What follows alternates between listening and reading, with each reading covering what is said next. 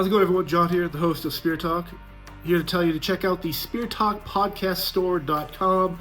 That is SpearTalkPodcast.com to check out all the Spear Talk merchandise.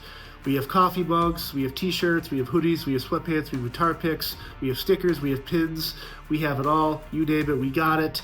You can also join the Spear Talk Book Club, which sold out in 2024, and we are close to selling out 2025. So be sure to check out SpearTalkPodcast.com for all your Spear Talk podcast merchandise. Thank you all. How's it going, everyone? John here, the host of Spear Talk, and today we get to welcome Patrick McNamara to the program. Pat spent 22 years in the United States Army, retiring as a Sergeant Major in the Hostage Rescue Unit. He is currently a tactical instructor, a marksman, proficient in numerous weapons and firearms, and a lot of practical-based scenario training, which we're going to get into. He's the author of T.A.P.S, Tactical Application of Practical Shooting in Sentinel. He's the co-host of the University of Badassery with our good friend CJ Ortiz, who was also on this podcast a couple years ago. And just one of those fascinating people I follow on social media that it's just, I find it just super, again, thank you for being here. But like when I first came across your page, it was actually through the podcast with CJ.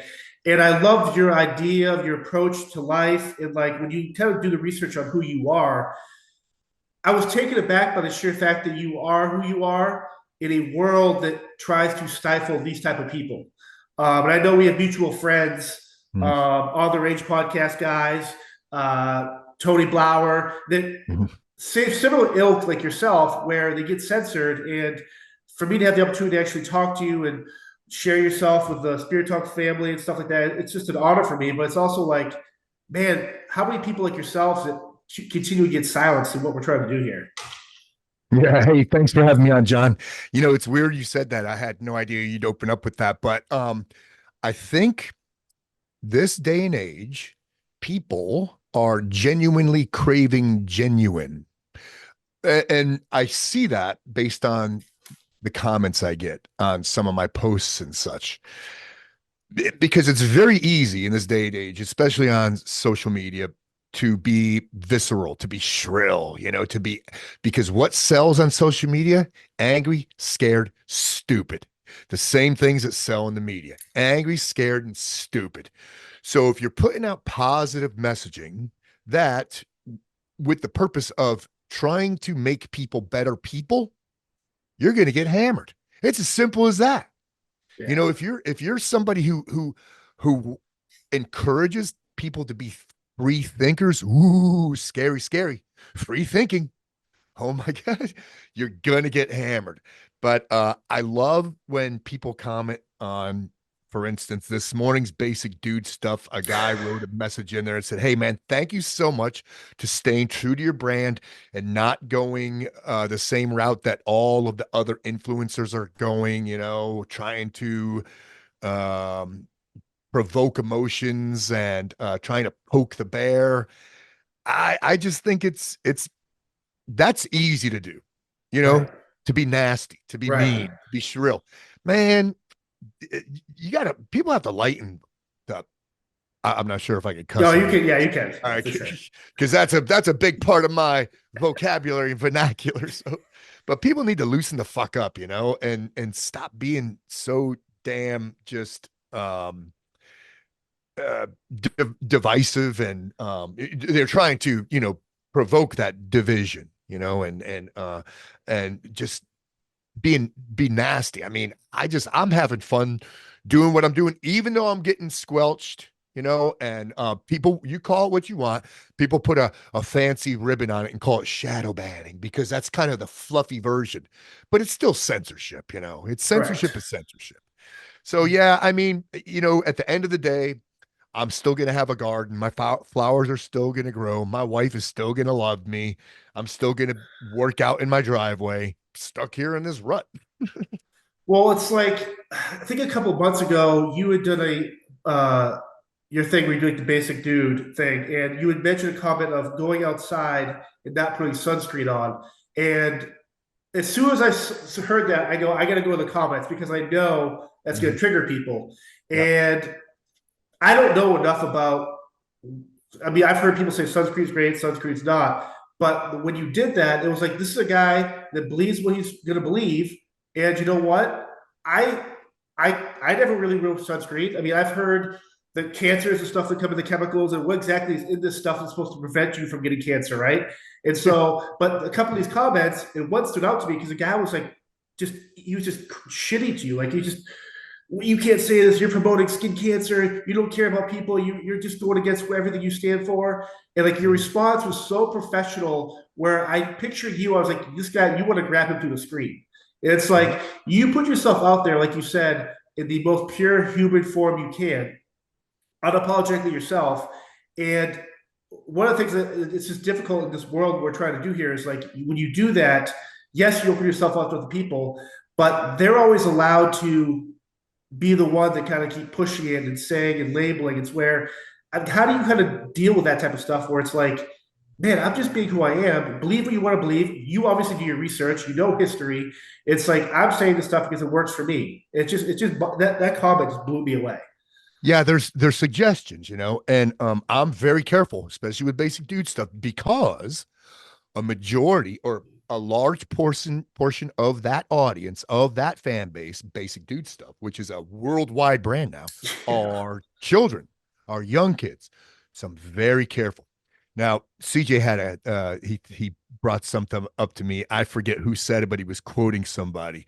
The problem that bothers you the most is the thing that you're about to solve, that something like that, or the thing you're about to fix. And one of the things that bothers me the most in this day and age is the rapid decline of the human being. We are devolving as a species rapidly, rapidly. We are distancing ourselves from our primal being more and more every day. I mean, it is astonishing, how stupid we are getting. Just 100 years ago, we were we people, let's say Americans in general, because there's other people in parts of the world that still apply here, but we Americans used to be able to do all of the things. We were perspicacious. We could do, we could hunt it, kill it, eat it, fix it, mend it,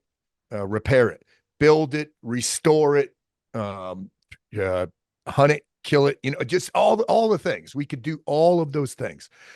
So that's one of the problems that bothers me the most is the how we are devolving and distancing ourselves from our primal being. So I put in a lot of stuff that bothers me. For instance, I can't go to my public. I have a public pool in this neighborhood. There's no way I could go there because watching mothers coddle their 9, 10, 11, 12-year-old boys and make them dress up in the summer, with the long sleeve swim gear and then spray them down with SPF 50. Dude, the sun is necessary. The sun doesn't give you cancer. The sun prevents cancer. What gives you cancer is spraying petroleum product on your body and letting the sun bake it in, letting the sun cook that into your body. Petroleum product. So that's just an example, but stuff like walking outside with bare feet. Man, Oh, we it's got the to walk best. outside with bare feet. We have to ground daily, at least a little bit. I work out in bare feet.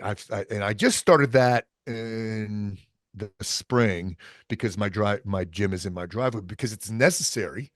Because that's just one small component of us devolving. Is, dude, our feet have to be strong, man.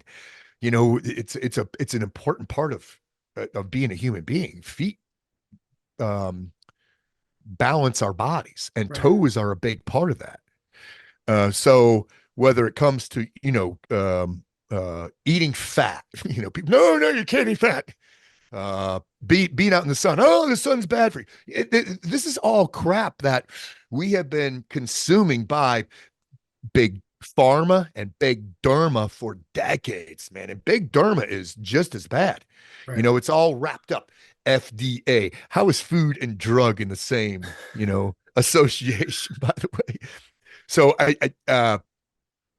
And I just encourage you when I put stuff out like that, hey man, just do some research because you need sun. Kids need sun. Boys, especially for testosterone. We're robbing them out of that. And that vitamin D. I mean, just look at for instance, this is a slippery one because you can't say these words in public forum, but let's say a particular virus, Yeah. just pick one random one that just happened to infect us recently. The people who got sick from that the most were vitamin D deficient people. I mean, that was the big Right. portion why we got sick from that. I mean, did I get sick? Hell no, I didn't get sick. I had both of them. One was 24 hours, the other was 12. Right. Now, so like I remember growing up, and obviously you did, drinking water from the hose when your parents were out doing cut the grass or gardening and stuff. And I still do. I still drink from the tap water. I mean, I travel so much in these surely places like South America and stuff, Brazil and Mexico, where don't drink the ice or tap water. I have never gotten sick. I will. I mean, if I can avoid it, maybe sure. But like, if I have to drink the water, I'm not going to get sick because I know my body is so used to like just absorbing what's in the ground, and so it's like I'm not like. So like when they came out with a study a couple of years ago, oh, the fluoride in the water and tap water is bad now, and you can't drink water from the tap hose. It's like, are they like, where's the end game for this? Like, why even do a study where that is bad? Like, I just don't understand it. Yeah, I don't have an answer for you. I think part of that free thinking is people doing their own research, right? So take food, for example, water and food. Uh, Rebecca and I are trying as much as possible to be as self-sufficient as possible. I don't want to buy anything from the grocery store unless I have to. Yeah. Because it's all we're the only country on the planet who purposely tries to poison our citizens through our food and through big derma, through big pharma. We're one of two countries on the planet, only two, that where it's legal to advertise uh, pharmaceuticals on television. Us in New Zealand, I think it is, something like that. That's it. Everywhere else it's illegal. Everywhere else. So as part of us trying to be as self-sustaining, self-providing as possible, I have evolved from being a gardener to now a farmer. When you have a raised bed or two, you're a gardener. When you have 14 and you're growing vertically, you become a farmer. Yeah.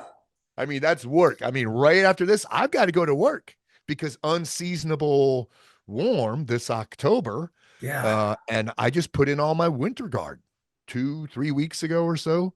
So I'll be out there working on that for hours. And then we buy our meat locally sourced too from a farm that's not processed and injected with all kind of crap and we don't know where our meat's coming from either. When we buy it in the grocery store and it says product of the USA, that's the packaging. The packaging is the product. So they're not lying. Where the meat is from, who knows? Right. It's But like the packaging, absolutely. That's a product of the USA. I saw Robert Kennedy on, I don't know if it was a TED Talk or a TV show, but they asked him about like fast food. He's like, I don't have a problem with fast food. He goes, you go to anywhere outside the United States, you go to France, there's 3 ingredients in the McDonald's French fry: potato, right, salt, and whatever the other pepper, whatever. He goes, you go to the United oil. Yes, fat oil. And he goes, you go to the United States, there's 19 ingredients in the McDonald's French fry. He goes, that's the problem. Because the fast food's not the problem. It's what's in the actual, what you're making the food out of and what the food actually is. It kind of was like, if people see that and be like, oh, well, I don't get it. And like the people that keep pushing for these idea of adding preservatives in food and yellow 5, like I love Mountain Dew. I mean, I've tried to cut back on soda just for health reasons and the necessary sugars, right? But like I went down that rabbit hole during the pandemic where I'm like, what stuff I'm putting in my body that I could avoid that could maybe long-term affect my health, right? And I'm reading the stuff, like the stuff they put in sodas and stuff. It's like, I'm okay with just drinking seltzer water now. And now, the only thing there, I got to avoid too much calcium, maybe. But like, I'm also like, what can we do as individuals that would, in the grand scheme of things, will help us all as a society? And the fact that there's people that continue to hold us like hostage with this the food and like all the health and stuff. It's like shutting down the gyms in the pandemic and like all this stuff where it's like, well, hold on a second. That's why when you started posting the gym workouts, I'm like, look, I do this on my basketball court. An old Mhm. empty keg, battle ropes, different weighted stuff, like shit that a wheelbarrow full of bricks. It's like this makes it fun. It's like if you're gonna take this away from us, the people that are smart are gonna get creative and still try to figure out a way to beat the system and stay healthy. And I think seeing people like you do that every day is like it's kind of heartwarming. I mean, I'm no conspiracy theorist or anything like that, I like to say I don't believe it, but I don't not believe it. Like, locking down gyms by design. Hmm. Right. um, but so I went glamping over the weekend, and Rebecca and I, when we take road trips, we'll we'll treat ourselves to some fast food. It's rare. Yeah. It's a couple times a year. And man, do I love a McDonald's fountain Coke. Oh. Dude, it's Oh. orgasmic. But I probably have maybe four of those a year. Yeah. About four of them. And when you only have four McDonald's fountain Cokes a year, bro, it is so freaking yummy. So please don't tamper with Coca-Cola, especially McDonald's. Fix your French fries, but not the Coca-Cola. Yeah. Um, but I think too many people are content with being just a human garbage can. They're just It's shoveling stuff easy. in. Yeah, it's Yeah. very easy. And then people don't eat food. All right, let's go back to the grocery store. That's your only option. You're not a farmer. You don't have locally sourced meat. Just read the ingredients on stuff. An easy thing to do. If Yeah. you buy packaged food, which I do not, read the ingredients. And the rule that Rebecca and I follow is if you can't pronounce one of the ingredients, you're not buying it. It's as simple as that. Right. So just does because food in the grocery store is on the periphery. If food doesn't come in a bag or a box, that's a product. So all that you need in a grocery store for food is on the periphery. So your dairy, your fish, your meat, your veg, that's all on the periphery. In the guts, what do you need? You need olive oil, spices, coffee, right? In the guts. Um, but what I tell people is that's the easy way to do it, right? Try to buy as much food as possible and stay away from product. If you have little kids, it's a lot tougher, right? Because Yeah. you want to fill your pantry full of Fruit by the tasty foot. treats. Yeah. Yeah, tasty treats, and cereal and stuff.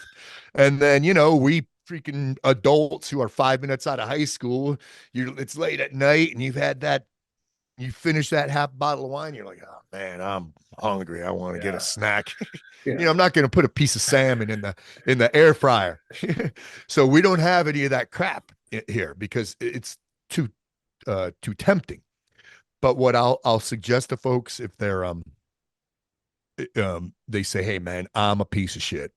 I'm a fat, overweight piece of shit, gelatinous, flaccid. I need to make a change and I'm going to go batshit crazy. I tell them, no, no, no, no. Trickle into it, man. Trickle it, cut out like two shitty things in your diet. Just stop with that. Just substitute them for something else. And then because what happens is they will start to feel better immediately. In like a month's time, they stopped eating Doritos. They stopped chugging NASCAR soda by the case. Or they stopped eating this processed food or fewer trips to a fast food restaurant. And in a month's time, they're going to feel better. And then they're going to cut out another thing and then another thing and then another thing. And pretty soon they're eating like a human being should eat. Right. I mean, food, not processed crap that's designed, genetically modified, in some lab. So that's a big one too. Ooh, when it comes to reading the ingredients, you got to read the fine print because what is not in the ingredients is genetically modified ingredients. Right. They're not, it's not in the ingredients, it's in the fine print. And they'll sneak that in there. To kind of go back to like when you're talking about like the farming and stuff you're doing now, was that a progression from like the pandemic, like being at home and bored? At least for me, I planted a bunch of blueberry trees the year prior, raspberries, all these different berries. And once the pandemic hit, I fell in love with the idea of like cultivation and harvesting and Hmm. doing the bird nets, like all this stuff.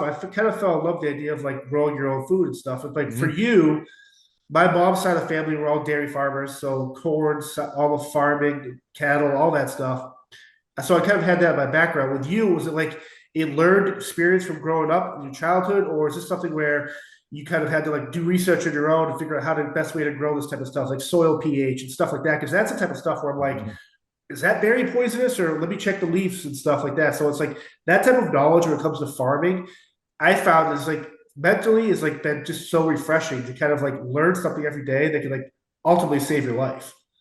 Yeah, and kudos to people who do it, farmers and stuff, Oh because it's not just putting a seed in the earth. You know what I no, mean? it's But yes to all of those questions. I started as a kid. We had gardens as a kid, always. My dad loved garden. I would till it in the spring, pull the rocks out because New England, every oh yeah. every winter, more rocks rise to the surface, and you got to till them, separate rocks from earth.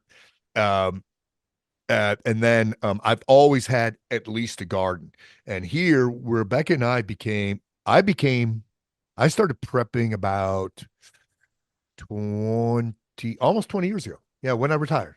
When I retired I retired in '05, and I started doing the prep thing then. Um, and and now I'm full blown. I'm full bore. When Rebecca and I met, this was in 2013, so 11 years ago. I disclosed it, hey, I'm a prepper, by the way, and because some people are like, oh my God, Yeah, you're some yeah. kind of crazy freaking Doomsday right, bunker. Yeah. yeah, ultra right wing freaking mountain survivalist or doomsday zombie apocalypse prepper. Um, it's a labor of love, man, and it's all so she was all about it. And then I had to read that book 1 second after. Yeah.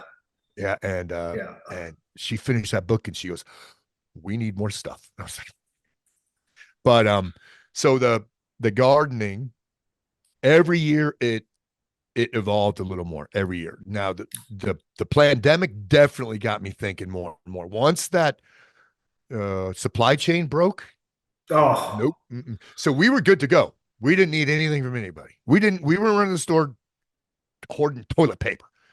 We had plenty of everything. The only thing we were missing during coronation was booze. So we'd go to the store for that. And then we started making our own too, brewing our own beer. We were like, heck with that, man. We'll just brew our own. Um, but the gardening really escalated during yeah. pandemic. Um, and to the point where, and another reason it escalated because I got sick in 21 with a disease called polymyalgia rheumatica. And what causes it? They don't know. But I mean, how much crap have I ingested over the years? In the military, how many inoculations and Oh yeah. vaccines have I had? Oh my God, I was done taking vaccines the second I retired. Done. No more. Ever again. No, I'm not taking. Oop, can't say that word either. I'm talking about the military. Right? But still, point remains the same. I'm not going to Right. take one of those. No.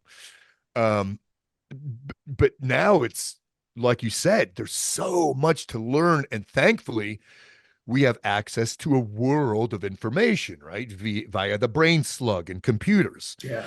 Um, so University of YouTube, I'm on there often just finding tips and tricks to help extend the life of the garden, the farm now, and to make it more efficient, more fertile, all that. But it requires work. I mean, we're composters, one. Yeah. So we a lot of compost. We make our own biochar. So it's burning wood without burning it to ash and crushing it into powder. And because plants need carbon, and a lot of people don't supplement their dirt with carbon.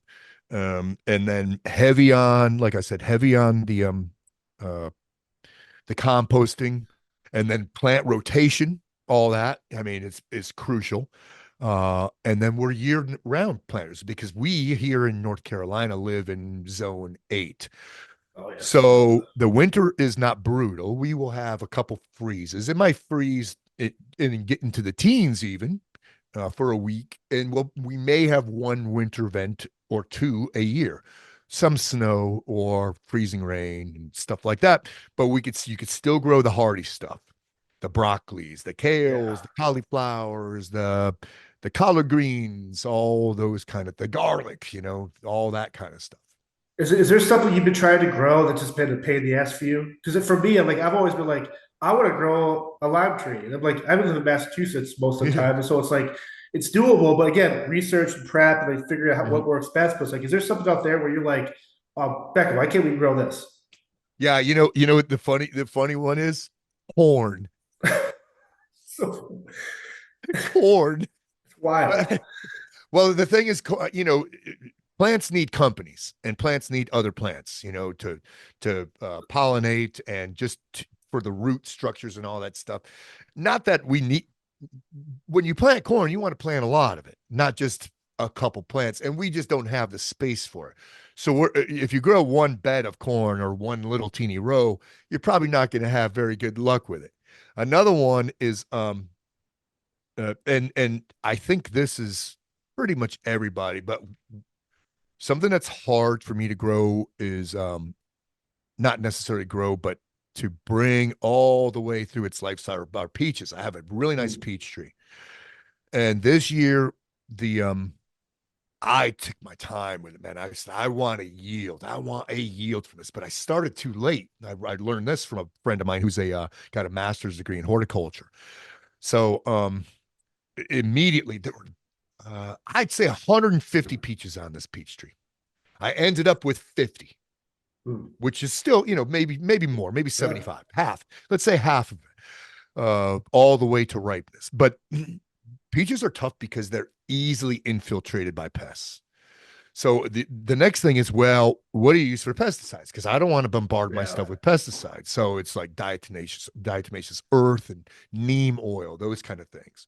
But that's been kind of plaguing me. So next year I'm ready because I'm gonna treat it early before it even before the Buds. plant even buds. Yeah. After I trim it and I'm gonna hit it with neem oil all the way from the base of the tree to the top of the branches, just to try to dissuade those pests from establishing a foothold before the thing even buds. Right.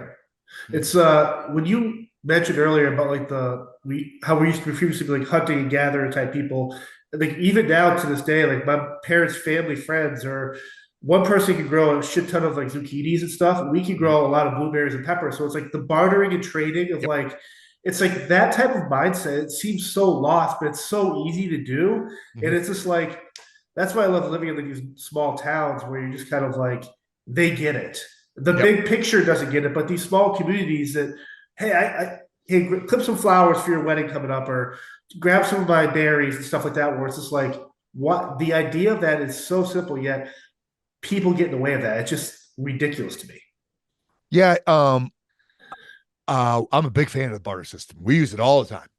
It's not rural North Carolina, but it's not urban. You know, Yeah, I'm kind of not out in the sticks, but just away far enough to where there's farmland here and there around us, and the yards are big. There's a lot of privacy, but we're big in this neighborhood into the barter system, and man, I'm kind of proud to have started a trend in my neighborhood with gardening. Everybody's doing it now. They came to my a couple of years ago, maybe it was during coronation. People came to my house and were looking at my garden. They were going, "Dang, man!" And then they were asking me, "Well, how do you store this stuff if you have too much of it?" So I gave them little blocks of instruction on blanching and freezing, dehydrating, canning, flash freezing, all this stuff. Um, and it's not that hard, man. It's not that hard to do.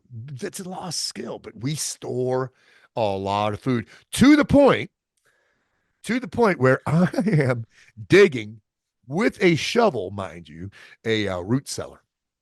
that's awesome. Yeah, but I'm building a root cellar. So the hole is established. Next week, I'm going to go to a place up the road, a concrete place, and give them my dimensions so I could have them deliver, stone, cinder block, gravel, all those things. Got a place right up the road that all I need to do is give them the measurements, and they're going to deliver it. That's awesome.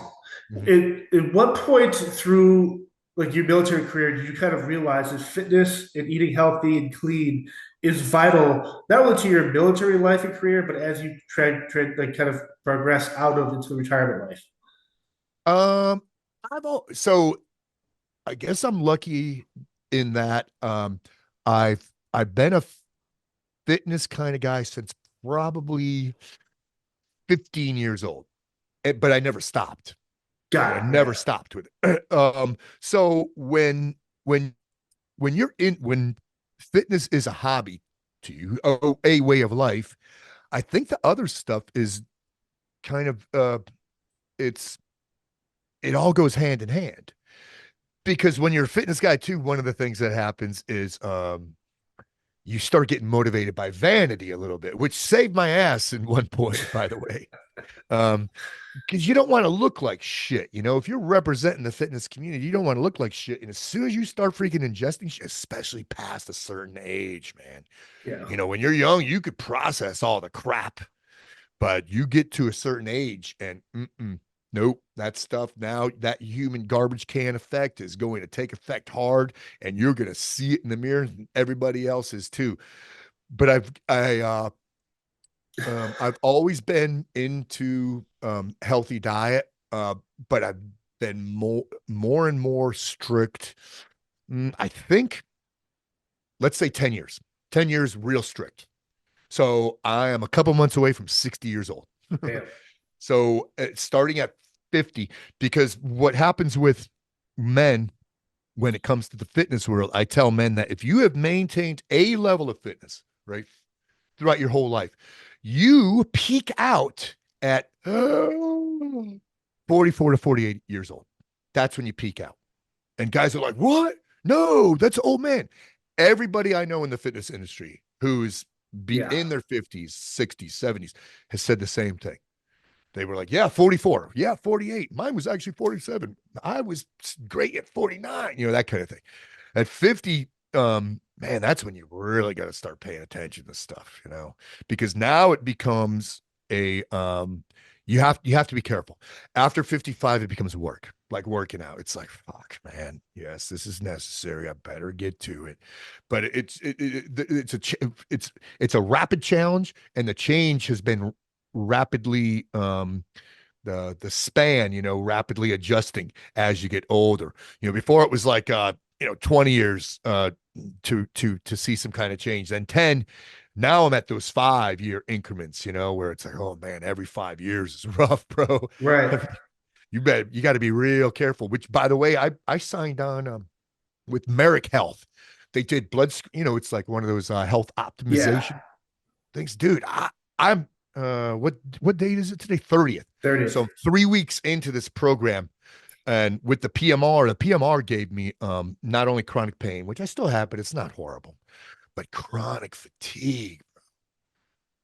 Ooh. Oh, the chronic fatigue, man. So I hate it for everybody my age-ish who suffers from the same. But I'm 30 days into this Merrick Health thing, and dude, I'm feeling past a week and a half. I'm feeling pretty good. That's awesome. Revitalization, new energy levels, and all this stuff. Yeah. So we have to be real careful, and we have to do more research. We have to, I'm gonna say 50. 50. Stop fucking around. Right. Stop Right. fucking around. Stop ingesting crap. Yeah, you got to stop, because the level of decline is going to be rapid. It's going to be so freaking rapid. It's not even funny. But I mean, I would say there's a correlation between people that are afraid of getting older or the fear of, I won't say fear of dying, but as you get older, there's a correlation between that and the idea that maybe they don't have a handle on their own health and fitness or putting themselves in a position to be successful as they do get older. And I mean, one of those things where I've grappled, I turned 40 next year. And I feel amazing since I've started kind of. Yeah, bro, you look good too. I saw pictures of your new workout program or diet, whatever. Yeah, so like I'm you trying posted something. I was like, hell yeah, John, good for you. I'm trying to like do it in a way where I could like, I'm not that type of gym guy. Like Right. I'm not going to Planet Fitness and get called a Mm-mm. lunker because I threw something or called someone a bitch. Right. So I'm just like, what you do is kind of how I relate to it. It's like just very like primitive, big tire, rope Mhm. swings. What's something I could do at home, but how can I carry those type of things to like a hotel room if I'm traveling and stuff like that, Right. where it's like you always I see you do like the dips with like the golf carts and the bands and stuff you Hmm. use and stuff, but like in a hotel room, you could do that with a desk, a bed, you could do dips, you could do all this stuff where you can be super creative with that. So like, that's kind of how I do it. But I only realized to do that stuff as I crept towards the milestone of 40. Right. And so I wonder if I had that mindset when I was 20 and Hmm. 30, Division three athlete, Secret Service, like the prime top physical specimen type, whatever they say, right? Yep. I wonder if I had that mindset before, like where would I be today? It's like I Right. don't like thinking back about that because it's already passed. Mhm. But Right. what can I do today to kind of make sure when I'm 50 and 60 and 70 that I'm not having these same type of like discussions and conversations with my own self? Yeah, right. And the hotel room thing is a perfect example of that because most people don't think to do anything in the hotel room. No, it's Yeah, just like for me, I could take bands with me because it's a product that I yeah, pitch and I sell and I have my own. But you could just do push-ups, sit-ups, and shadow box, in the hotel room. right. And you don't need an hour. If you do 15 minutes, man, It's just it's better than doing absolutely nothing. 15 minutes. That's it. right. 15 minutes, you could actually get a pretty good Jack LaLanne style workout in your hotel room. And then I'm I will never go to a gym again, ever. So I fell in love with my driveway gym.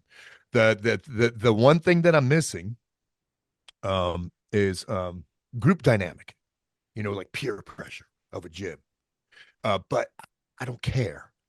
I don't care anymore because what I have, thankfully, is I have a fan base. So I have so many fans who will say, "Hey, man, thank you so much for the workout. What motivates you?" And my answer is, you do.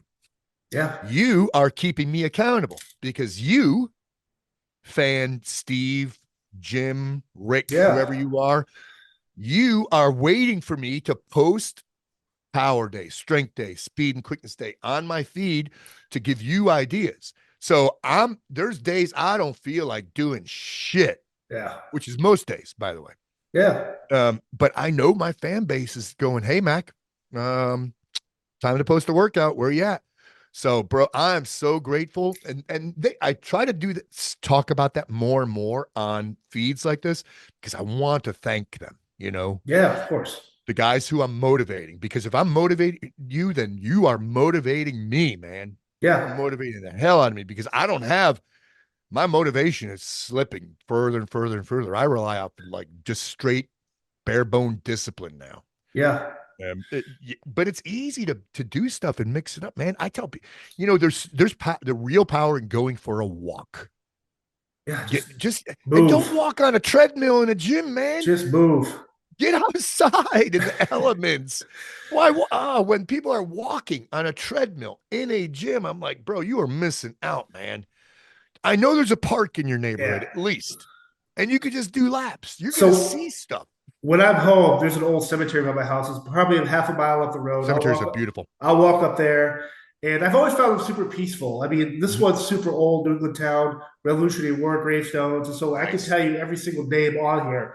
But I'll walk around there, and over the couple of years I've been doing it, I'll add in like every time I pass this tombstone, it's 15 push-ups Oh or yeah. mountain climbers or stuff that I can do that's not going to freak horrify someone over there who's planting Right. flowers or watering. Yeah, yeah. But the other day when I was doing it, an old man stopped me and his son actually had died recently, and he was doing his thing, and like he was like, I've seen you here a bunch of days. He goes, I take solace in the fact that you are like respectful to the cemetery, but also like doing what you're doing in a way that's just like you're getting out here and moving. It's like you're surrounded by people that he kind of looked around. He goes, all these men and women that died here are allowing you to do this. It was like such a profound thing. So I'm like, I'm always like, dude, I can't believe I'm doing push-ups in the cemetery. Right. And I'm just like, but then I'm like, the gravestone I'm doing this at, this guy was in probably one of the most hellacious wars of all time. Right. and doing what he did and died valiantly. It's like I don't know. At first, I was kind of Bro, creeped. I I dig love him. that, man. I Yeah, dig that. Doing that and so looking at some of the, yeah. Like fallen you see hero like you'll see tombstones. like that, and I'll walk around. I'll fix the flags that fall down, or I'll make sure Right. like the plaques don't have weeds growing up. They have like the hey, this person served, whatever. It's like, but I can look at these names and I'll exercise a different one, being like, just imagine what this guy was going through the day he died. Whereas Hmm. like he put his life on the line, and here I am, just kind of like I don't know. It's like a weird homage in a sense, but like I don't know. It's such a weird. It's tough to explain. I love it. I love that that person acknowledged the fact that I was doing that. Very cool, man. Do the push-ups and then pop them a salute too at the end, Yeah, when you get up. it's just it's like Yeah. a. And I'm Mhm. always listening, obviously, to Pantera, to Iron Maiden. It's Right, clearly right, right. music these people would be horrified by, but like I'm just Horrified. like I love the fact that working out, you can make it work for yourself, and you can Mhm. do it anywhere, anytime, any place. And that's kind of like my way of saying, I can do that. It's like the irony of this. Recently, we buried my grandmother, my last living grandparent, and we Mhm. had this casket walk. The nephews and I had this casket walk from this church up a hill. I mean, we're talking. This is the longest thing I've ever done with them, and I've been in Palm Bear before, as you have. It's like that the everyone's looking at you, and it's not necessarily the weight per se, but it's like the honor of carrying this body, that someone you love, to the final resting place. And Mhm.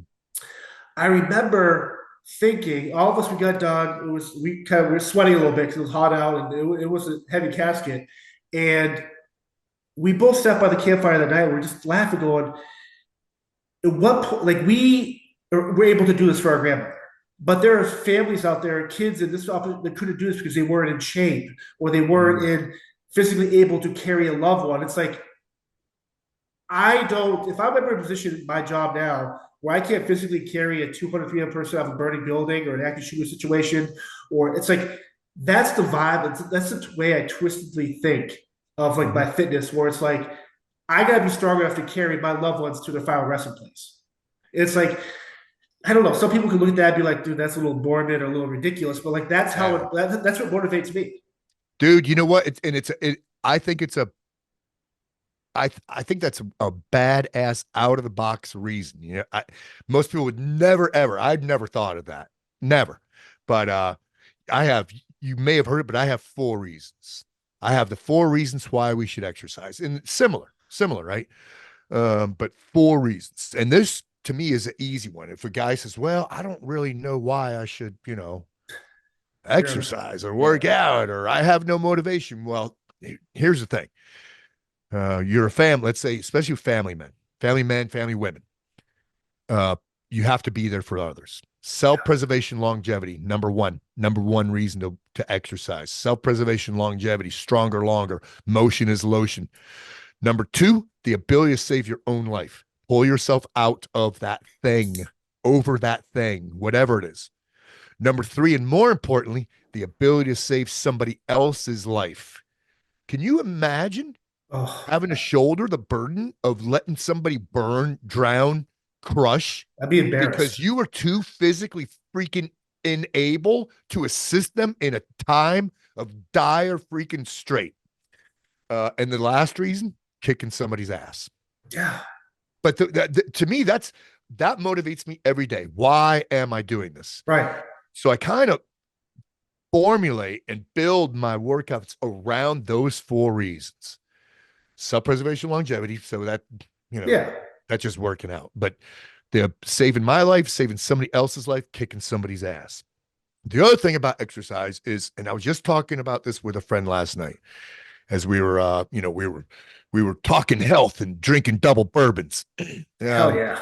yeah. um, it's a cure-all for all of our first world bullshit freaking ailments. Yeah. Anxiety, depression, ADD, all those first world problems.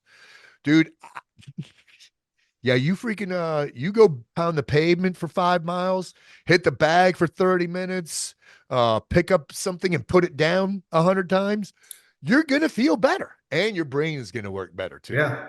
Releasing those endorphins, man, and just it's so good for you. Then you have this this rejuvenated sense of positivity, man. And positivity is, you know, good for the brain's neuroplasticity. So it's all encompassing. It's all encompassing. So the other thing I tell dudes is like when I have the guys on the range, and I'll see a guy your age, and he's not just overweight, but probably teetering on obese. Yep. And I'll chat with him. I'll say, "You got kids?" He goes, "Yeah, yeah, yeah. I've got a 14, a 10, and a 4-year-old." I said, "Bro, you got to be ready at a moment's notice to pick up that 4-year-old and run with him." Can you do that? Like I hear that scenario, but my fear would be if when I become a father, that my kid gets bullied or something happens, or racist, or he's a homophobe, whatever it is, and I have to confront this father. And if I can't protect my last name, and Right, I think right. that it's just like I don't know how people have those triggers where it's like that's the motivation that works. Yep. Yep. And Oh, whatever the motivation is, man, find something that encourages you and motivates you. But I mean, I stick by my 4 reasons. yeah, it's awesome. And I think what else is, because for a lot of people, it's vanity, right? That's their motivation. Yeah, And hey, man, if that's it, then fine. yeah, Which, by the way, mentioned that about 20 minutes ago. I was motivated. So when I had the PMR, the polymyalgia rheumatica, when it was really bad, I was incapacitated for 2 years. jeez, And I'm not going to go into detail because yeah. that's a 2-hour deal there. But uh, every ounce of my being said, don't work out. It was painful, painful, painful. I still did, and I did every day. Um, I have a she's a lot younger than I am. We have a 25-year age difference. She looks good. And one day I'm looking in the mirror and I'm seeing the effects that this PMR has on me. The drugs, like the scabs on my arms, a little pooch around my belt line, my legs atrophied. And man, I got fired up on Yeah. motivated by vanity. And I never thought I'd be motivated by vanity. So I would tell people, yeah, man, I'm not vain, but I'm not vain. Now, So what? obviously, with fitness, there's a connection between fitness and your marksman and firearms training and the training you do. But like one of the things I found interesting is like I follow obviously people like yourselves that obviously very highly trained, but then I also follow some of these sports shooter type people that physically do not look like they can actually utilize their great shooting skills in a real life situation. And it's like, and I've always been kind of like, people will see that because that gets the most views because Mhm.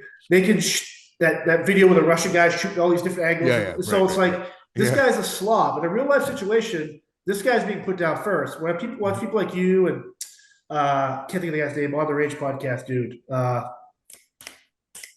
Oh, yeah, yeah, yeah. War Shit. Dog Ducko. War Dog Ducko. Right, right. Yeah, Yeah. yeah. Rick Hawk. So yeah, Rick Yeah, yeah, Hogg. It's like yeah. these are people like yourselves where I'm just like, oh, these guys get it because the training is connected to their mind and body, and there's a fitness aspect to what they're doing.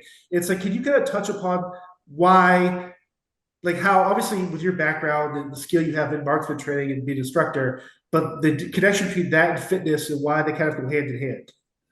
I say it every class. I talk to guys every class because day one, if a 2-day shooting course, day one is all stationary.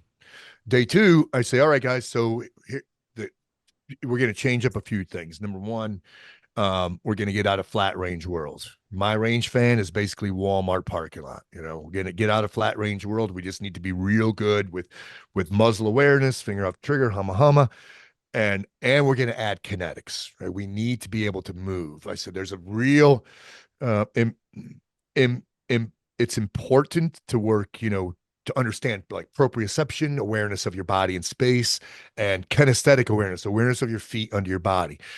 So because fighting is fighting, whether it's here or here, there's going to be kinetics. You're going to have to move. It's necessary. It's not an option. It's not optional. It's going to happen. Let's say moving from point A to point B. What is the objective? The objective is to get there. It's to close the gap. You have to be able to move your body expeditiously over a chunk of ground without leaving a yard sale behind you or tripping over and going ass over tea kettle, because a lot of dudes past a certain age can't run anymore. They don't run. They don't not even trot. So uh, I, I I tell them that we have to incorporate the movement because mobility is survivability. And by the way, man, it's real hard to shoot a moving target. We can't kid ourselves, man. A gunfight is not going to be stationary. It's Yeah. not standing mano a mano like Johnny Ringo and Doc Holliday. You know, you're going to freaking have to boogie and maybe even protect somebody. You might be running with somebody, Yeah. you know, because I preach that, you know, being the agent in charge of your own executive protection detail, the individual. So as a dad, a mom, your principal are your kids, your spouse, and you have to treat that not necessarily just like a, you know, a Secret Service agent, but Right. you know, on a micro level, you have to be able to assume the duties as the agent in charge, the shift leader, the the lead car, the follow car, the limo driver, and the advance team. You know, you have to be able to perform all those tasks. But when it comes to shooting, it, there's going to be movement. You can't just be flat-footed, stationary on a range, looking at one target, just in a world of myopia. Right. How has I mean, I'm guilty of. I'm not tactical enough where I'm like playing with my gun every day, but I'll do enough training every week and month and keep my quarterly qualifications and keep my licenses and stuff. And I love that type of training, the transition drills, stuff like that, where it's practical for my life. Yep. And I'll occasionally be in the Barnes and Noble or grocery store. And I'll look at a like a Guns and Ammo magazine. And if you don't read those every couple of months, it feels like you're always a step behind with technology, new gear. Have you noticed a trend with tech and how it affects like your approach to training at all? No. Short answer, no. And I think a big reason is I am a proponent of uh, software trumps hardware. Yes.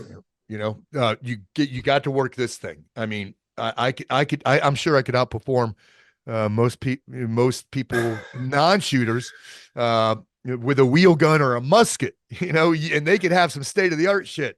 If they don't train, what's the technology good for?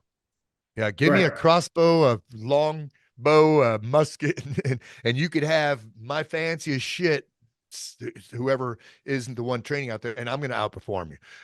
But no, it hasn't affected me at all, not adversely. You know, Right. keeping up with it is a different thing Right. because yes, absolutely. It's have you we talk about history and you look at these like the warrior mindset, like you talk about the everyone from the Spartans all the way through the indigenous peoples, like all these the Aztecs, these civilizations with the warrior mindset, you kind of I love that type of mentality was passed through the generations. It's like I always find it interesting that there's and then we can obviously jump into like the toxic masculinity talk where these type of warriors. Oh, dude, I was But just gonna, yeah. but I'm just like, as a society, we don't have to agree with the politics of the Spartan society. We don't have to agree with how the Vikings treated uh, their people and all these different cultures. But when it comes to the warrior mindset and the that is attached to the will to survive and do what we can to preserve our people. And as Americans, as humans today, there are people that will tell us that having that type of mindset makes you a toxic male or a toxic female, or Yep. you don't get it. There are weak people. It's like, hold on a second. So I'm just like, if you kind of want to touch upon that, because it just when you go through history, it's like I love the Spartans and I love the Vikings. I'm not saying the Vikings what they did to the men and women and the raping and pillaging and all. I'm not agree with that, but like this idea of the warrior first mindset, it works when it's obviously combined with the warrior poet types, the thinkers and stuff like that. You look at these groups that were very successful. They had the warrior aspect, but they were philosophers too. It's like, but there's a sect in our world today that will just label you toxic masculine Yeah, yeah. because you are pro fitness, pro warrior. It's just a weird. As soon as you started on this thing, without even saying toxic masculinity, I was writing down notes here. um, Never in my life have I been more motivated to be masculine than this day and age. Oh, Because I mean, look at I'm just going to say it. This yes, administration, right? yes, Um, yes. they labeled right at the beginning. I'm talking inauguration. They started with the division, and how somebody like me is what am I? Not only a domestic terrorist, but I am the oppressor. That's what I am. Somebody like me. This flavor of human being they don't have on their team. This design, this model, they don't have it. So never before have I been more motivated seeing how it's like damning persecution, Oh, damning. Um, it's a man's responsibility to provide, to protect, to care for. And there's nothing wrong with that. I tell dudes now, I said, it's a man's responsibility more than ever to be a man because we are a dying breed. We are a dying breed. Um, bec- because of the defamation and the persecution and the ridiculing, and it's horrible, man. I mean, we are. I tell people, as far as like Mother Earth goes, man, we are doomed as a species. What are we, 200,000 years old right now? Usins, yeah. bro, we are going to be the shortest lived organism on this Yeah. big blue marble. Mother Earth don't give a shit about it. She's gonna chew us up and spit us out. We Yeah. contribute nothing to this thing, Yeah. man. Gaia You is know, like, you're out of here. right? I saw a podcast recently, somebody podcast, all females, and one of them was like, I don't need no man to hold the door for me. I'm capable of myself.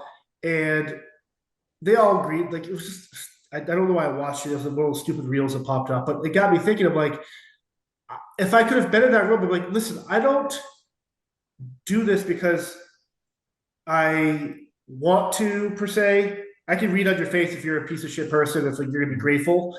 I do this because this is how I was raised as a Right. man by my mom and dad to always hold the door for the elderly, women, and that obviously as you get older, you realize hold the door for everyone, right? Be a good human. And it's like this idea that I don't need a man to hold my door. It's like, hold on a second. Who says I want to? I'm doing it because that's how I was raised. And Right. sometimes, if I was raised correctly, that is what so it's just like I don't know. It boggles my mind, Well, man. and that's just being a good human being, right? There's nothing Correct. sexist about it or anything. That's just No. being a good human being. Correct. And it's innate, I believe, that humans are designed to be good people. I Yes. think it's innate within us. We don't need a rule book or a lesson in school or some politician or somebody of authority, because politicians are not an authority figure, or somebody of authority telling us right from wrong. We Right. know right from wrong as a species, as a an organism. Um, but you know what else? When gals say that, Yeah. men are, you see that shit like on talk shows. Men are useless. Yeah. And like in my household, it's important for me to do the dirty jobs. Yeah. I don't want Rebecca picking up the poop. I don't want her washing out a garbage can that has maggots in it. Yeah. I don't want her cleaning out the campers, black water, gray water. Nope, that's the dirty jobs, bro. That's what I'm here for. No. I mean, we are equal footing on everything, Of but course. Rebecca, I'm cleaning up that mess, that dirty shit, dude. I and that's a respect thing too. Of course. It's like the holding the door open thing. Yeah. Holding the door open is it's an example, but there's so many things that men don't do, and I see it all the time, man. I see it all the time, and I'm like, bro, you are disrespecting the Oh, fuck out of your yeah. wife and other women in general, man. Yeah. It's Like an example is how we're devolving. I'll see a family. I'm a people watcher, oh yeah. big It's time, the best. big time. I mean, when I go to the pub, which is a couple times a week, I go to my pub. I always sit outside regardless of the weather. In the heat of the summer, 95 degrees, everybody's inside in the AC. I'm outside. In the cold of the winter, when it's sprinkling out and it's 38, 40 degrees or whatever it is, I have an umbrella and I'm outside. But I love people watching because you learn a lot and you get great affirmation from what I said about us devolving. You have a family of five, a mom three kids in front of her, and a dad at the tail, and he's on his cell phone in 45-degree syndrome, wearing flip-flops. Right. He could be all the gentleman he wants, but he ain't doing the fucking dirty job right now, which is protecting your family, man. You're the agent in charge of your own executive protection detail. Look around, bro. Yeah. I'm not saying that we live in a dangerous world, because I do not believe that. A tree branch could fall. Yeah. A car could, Yeah. somebody's texting and driving can go over a curb. Anything can happen. Anything can happen. But yeah, we have to do the dirty work, man. We have to suck it up and do the fucking dirty and do the shit that we don't want. Like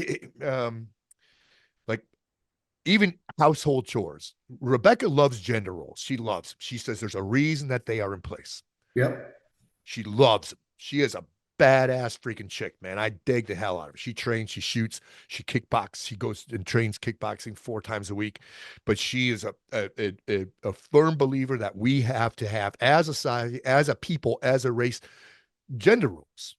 And I'm not saying that she does all the housework. We split down the middle. My favorite is sweeping all the floors and then mopping all the hardwoods, man. I love doing that. Yeah. Don't stay away from that. That's my job. Yep. But It's interesting thing, because my dad he can't wash dishes anymore, but like when that was his thing after holidays, dinner. Yep. Screw the dishwasher. I'm hand washing these. They'll be cleaner than the dishwasher. I use less water. Yeah.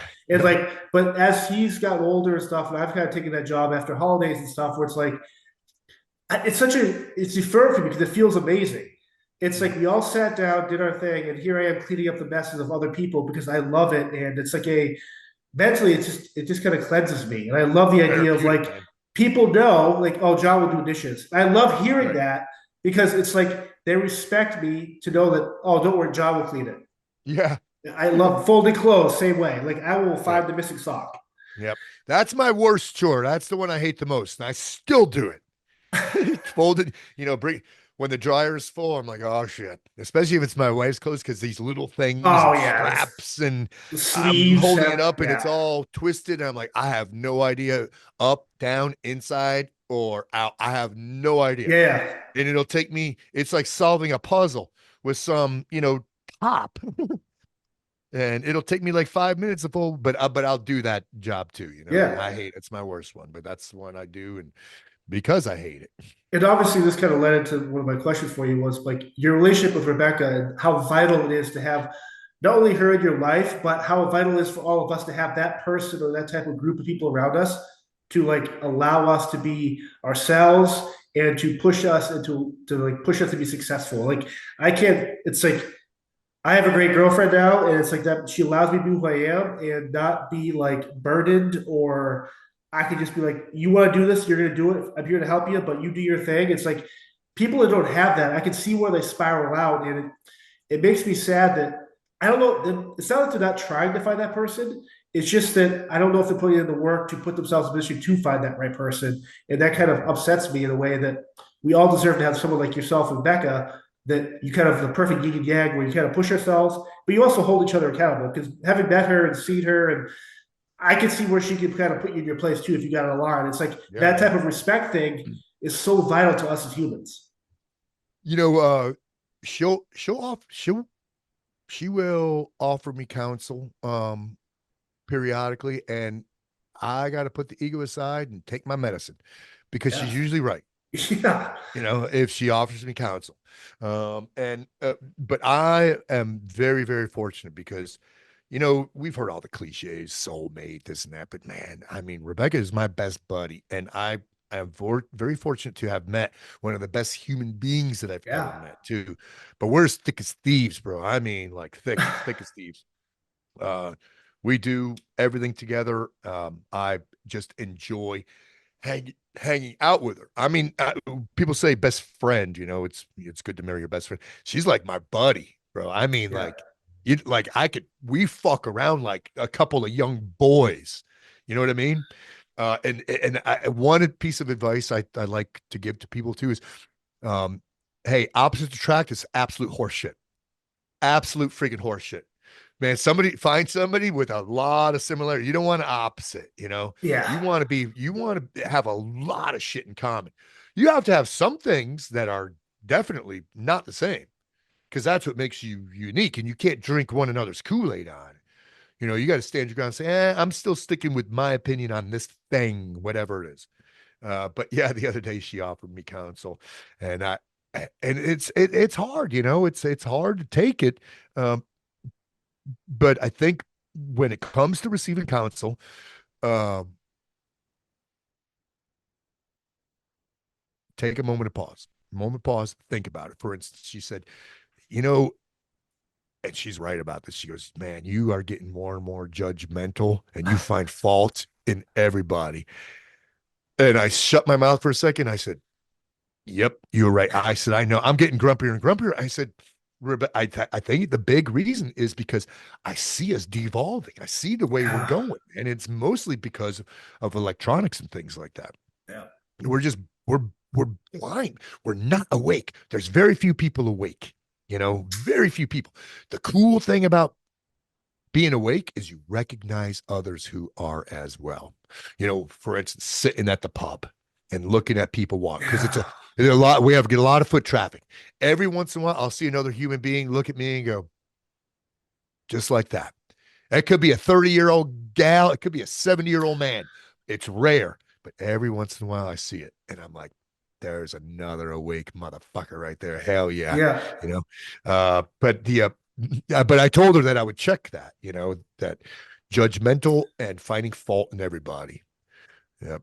I was But I was I watching this artist in Nashville a couple weeks ago, and he wanted to go to a bar, and we're doing our thing. Super great kid, like there's no issues with that. But he's the other celebrities there. I think it was just some award show or something.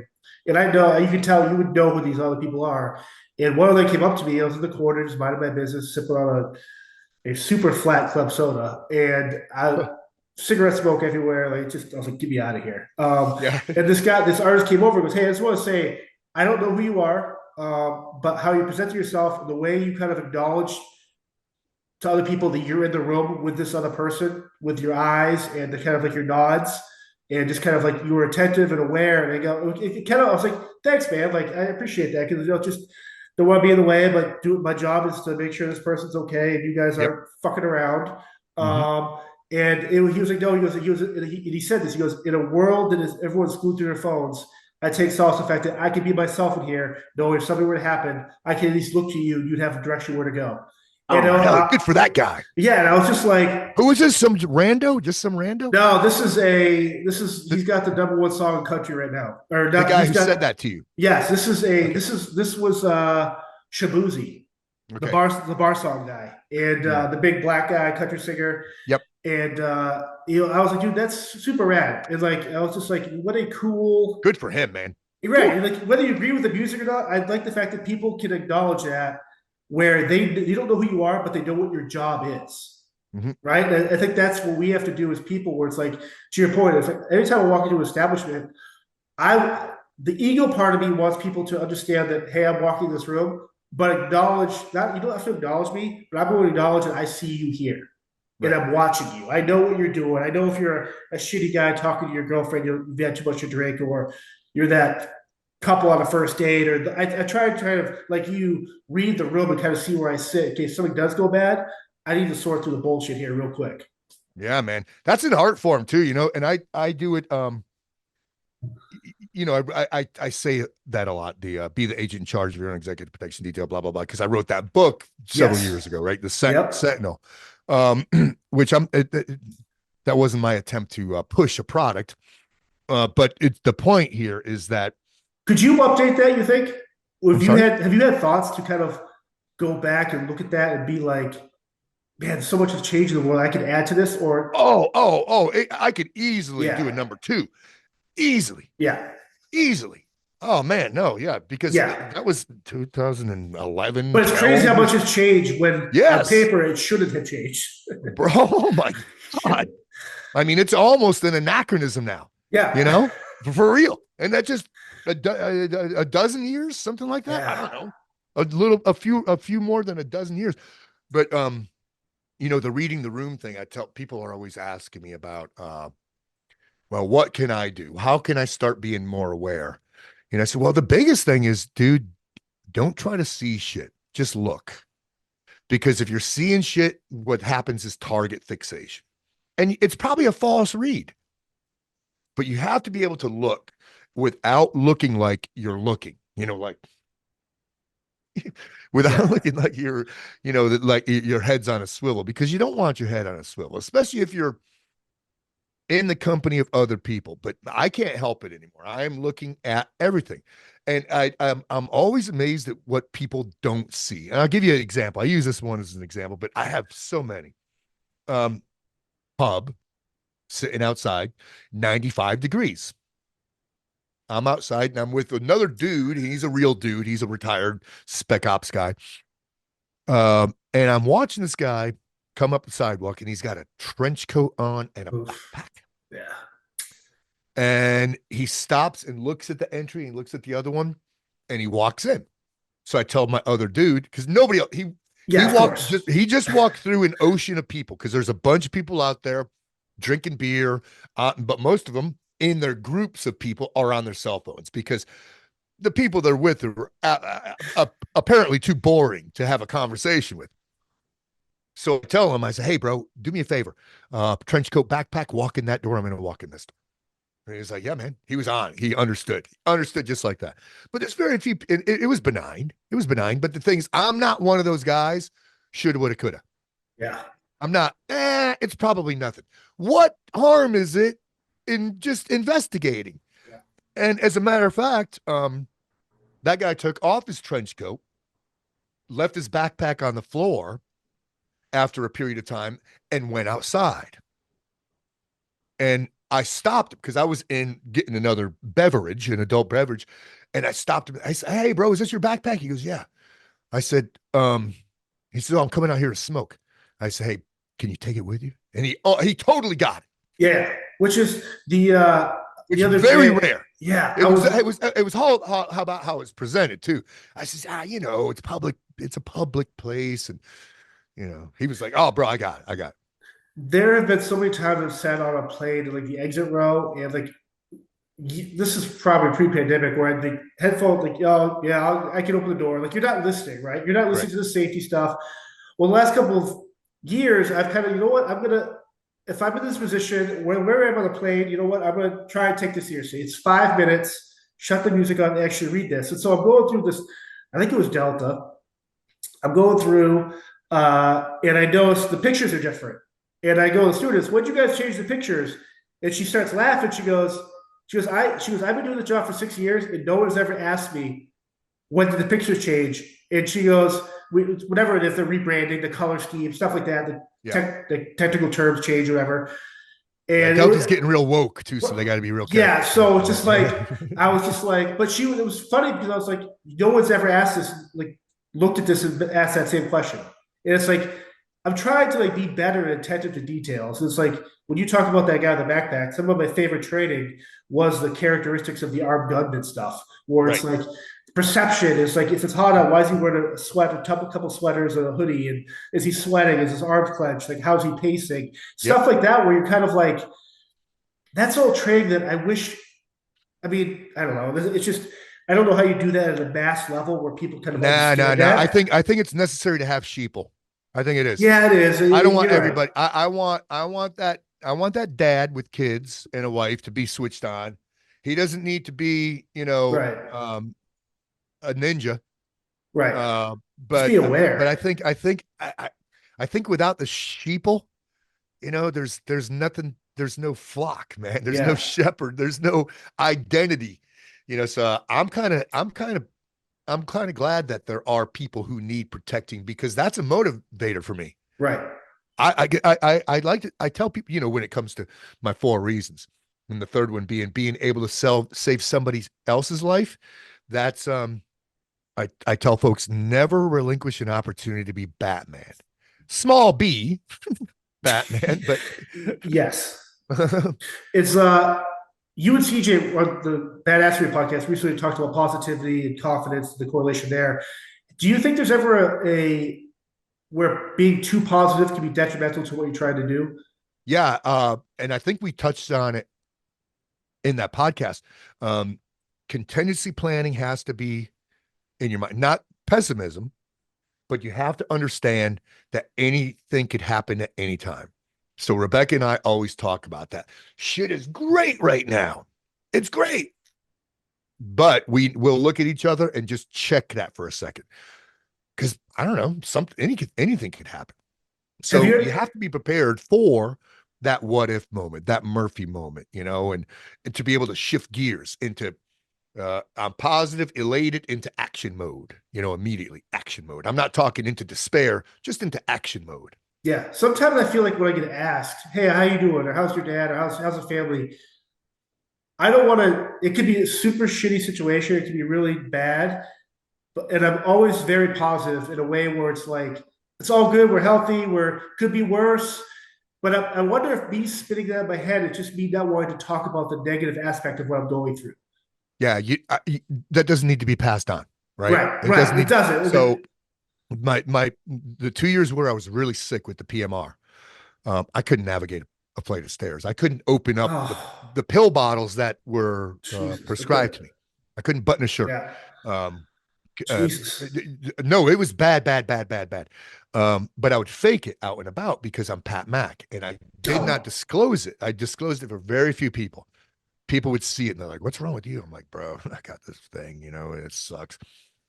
But when I would walk into the pub, I would straighten my back out and fake yeah. it and walk in. How you doing, Mac? I am awesome. Yeah.